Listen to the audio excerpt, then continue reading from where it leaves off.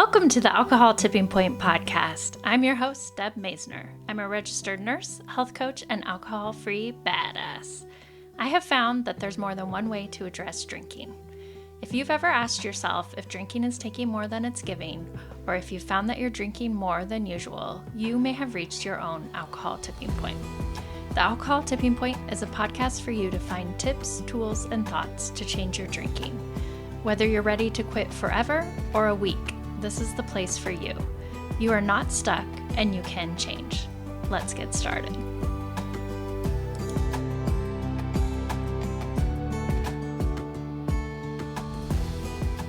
Hello, my friends. Welcome back. You may have noticed that I have a new intro. So I'm just kind of changing things up on the podcast a little bit because I realized that I have had the podcast for over 2 years. And I looked at my downloads recently and I've had over 100,000 downloads. So woo, thank you. Thank you so much for listening. I hope that shows you you're not alone. There's been 100,000 downloads of this show. And there are lots of people listening to other podcasts as well about drinking. And there's lots of people who are looking for other ways to change your drinking. So know that you are not alone and know that I am very, very grateful to you. If you're just joining the show for the first time or you've been in it since the beginning, I just want to thank you so, so much. Today, I want to talk about myths about drinking problems. And I'm going to go through some myths, and I also want to invite you to the next Alcoholiday, which is the month-long break that I do every month. It starts the first of the month, and it is a group that you join privately. It's not on any of the socials. You join it privately, so you can use whatever name you want. You can be incognito, but just know that it's a group, and it's a way to get support and tools for taking a break from drinking. Our next one starts May 1st, and you're going to get daily emails. You're going to get a very extensive guidebook. You're going to get a lot of tools, a lot of resources. There is a chat feed so you can interact with other people, and there's 2 group meetings a week that you are welcome to join and get that additional support. Sometimes just being around other people and hearing other stories can be so life-changing and inspirational. So I do want to invite you to the next Alcoholiday, and you can find that at alcoholtippingpoint.com/alcoholiday. Feel free to join there. Guys, it's very affordable. It's $79, and you can use the code LOVE, L-O-V-E, all caps, and get 20% off just for being a podcast listener. So I want to love you, and I want to thank you, and I want to give you a safe space to practice not drinking. So check that out. Let's talk about myths about drinking problems and also kind of myths in general about alcohol. So here's a myth. Everyone drinks. Now, I know it can feel like everyone is drinking. I get it. It does definitely seem that way. However, according to the CDC, more than 1/3 of adults do not consume any alcohol. And more than 45% of adults report light drinking, defined as fewer than 3 drinks per week. So that's a pretty big portion of the population, right? 1/3 of adults aren't drinking. 2/3 are, yes, but even those maybe are not drinking as much as we are drinking or as I was drinking. I don't have the stat here, but I have heard something like there's a small percent of people who are drinking the greatest percent of alcohol. Just pointing that out because it seems like when you quit drinking that you're going to be the only person in the world who doesn't drink. And the fact is there's lots of people that don't drink. And even when I think about it in my own life, I can think of coworkers that don't drink, neighbors, friends, not everyone is a heavy drinker. So just reminding yourself that you're not alone in changing your drinking, and you won't be alone if you don't drink. We have just kind of gotten used to surrounding ourselves with heavy drinkers, and we get used to it, right? But these are the facts. Not everyone drinks. Okay. Myth number 2, alcohol is legal, so it can't be all that harmful. Woo! Well, if you've been listening to the show for a while, you know that I am not a fan of alcohol. And we have seen in the US that drinking to excess is linked to 95,000 deaths a year. And so, it's not just like the alcohol poisoning, it's higher rates of car crashes, it's accidents, it's falls, it's burns, it's other injuries. And then it's also the link between alcohol and your health. We know a lot about the link between alcohol and liver disease, but drinking too much has been linked to higher rates of heart disease, stroke, cancer, weakened immune system, depression, anxiety, learning and memory problems. Honestly, alcohol affects every system of your body. It is legal, but it is harmful. So you can kind of think of it like we do cigarettes. So, and it's a drug. It's also considered a carcinogen, which is a cancer-causing drug, and it's a toxin. I just like to remind people that, like, it's not just a drink, it is a toxin, and it is harmful. Okay, our next myth: it can't happen to me. And so this is that whole idea, that whole stigma that there is like a typical alcoholic. I don't like to use that word alcoholic. The word is alcohol use disorder, and we'll get into that a little bit more.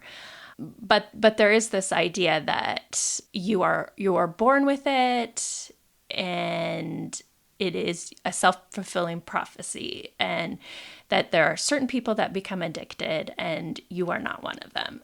Well, the thing is, addiction works from prolonged habitual use of an addictive substance.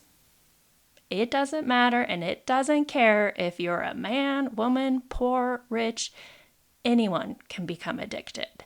That's just how addiction works, right? And then we are talking about becoming addicted to alcohol. And that can happen to anyone. Yes, you have higher risk if you have a family history of substance use, if you start at a younger age. We are finding more and more that genetics is playing a role in it. But anyone can become addicted. It doesn't matter where you're starting. You can get there. So I just like to remind people that it will affect anyone and everyone. And if you've listened to my show, you know that there are a wide range of people from all over the world, all different backgrounds that have come on the show, and they have shared how they have developed their own addiction to alcohol and how they have recovered from it. So this brings us to our next myth: all alcohol use disorders are the same. So this is where we're breaking the stigma about either you're a quote unquote normal drinker or you're an alcoholic. You have a problem. And the thing is, it is alcohol use disorder, and it is on a spectrum from mild to moderate to severe. And that's based on how many symptoms you have, how you interact with alcohol itself, right? And we have criteria that we can use to actually ask and see where you fall on the alcohol use disorder spectrum. And I've done an episode in the past about it. But the point is that it is a range. You don't have to hit a rock bottom. You can have a very mild alcohol use disorder, or you can get to where it is more severe. And that may be the case where maybe you are physically dependent and you need medical detox. But also, just pointing out, another myth is that you have to have a problem with drinking to give up drinking. You don't. You can just give up drinking because of point one, alcohol is shit for your health, right? So you don't even have to have a problem with drinking to quit drinking. I really want to emphasize that. Okay, so next myth: you're always going to have a problem. Once you're addicted, you're always addicted. You're always going to have a problem. Listen to this stat. Most people, 75%, recover. So the US has studied this. There's been a study by the CDC, the National Institute on Drug Abuse. They found that 3 out of 4 people who experience addiction eventually recover. That's huge. That's 75%. And that goes against our cultural perception that people never get better, right? Life after addiction isn't just possible, it's the norm. So I want to remind you and give you hope, like, you're not going to be stuck in this loop, this habit. You can undo it. And lots of people have done it, and it is possible. Okay. And this kind of leads to this other myth that there's no treatment for alcohol use disorder. So again, it's like once an alcoholic, always an alcoholic, that traditional saying. There is treatment for alcohol use disorder. You can get prescription medications. You can get a naltrexone prescription, which is going to help reduce cravings. You can get that from your own doctor. You can do other counseling. You can do online support groups. You can come do an alcohol-a-day and change this habit, because I believe that this is a habit that you have been drinking too much and you need to undo the habit. And so that's why I'm so adamant about like, okay, let's practice not drinking and let's not be perfect about it. I can't imagine any other behavioral change that people make that is so tied to perfection as alcohol use is. And when we're changing our drinking, how we have to be perfect. And we, if we get 5 days in and we go back to drinking, we have to start at day one. What about the people that go 6 months and then they drink and then they go back to day one? I don't get that. I don't prescribe to that. That's not how we change. It makes me think about my kids are in school, right? And right now they're in 8th grade and my older daughter's a sophomore. And I'm thinking about like, if they miss a day of school, here we are in spring, and the school's like, not perfect, not learning, not growing. You need to go back. You need to go start this grade over again. Or maybe even worse, you need to go back to kindergarten. No, we don't do that, right? You keep everything that you're learning as you're learning. That is part of learning and growing and changing. That is how we change. There's that whole, I like to refer to this little graphic a lot, but change is not like a straight linear arrow. It is a squiggly line. And so when you are changing your drinking, when you are taking breaks, when you're giving it up, when you're done, it is going to be a squiggly line. That is just how change works, and that's how we grow, and that's how we learn. No one is perfect at the beginning. Please be kind to yourself. Please give yourself grace about that. And when you do have a slip up, if you're not hitting your goals, being alcohol free, get back on it. Keep going, because that is how we make progress. There's the whole focus on direction, not perfection. And that's just moving us forward. That's failing forward, right? We like to say in the group, hey, you drink again, okay, own it, learn from it, move on with your tits up, keep going. That's what we like to say. So those are the top myths about drinking problems. I hope that these are helpful to you, and I hope that like I said, you can change, and most people do change.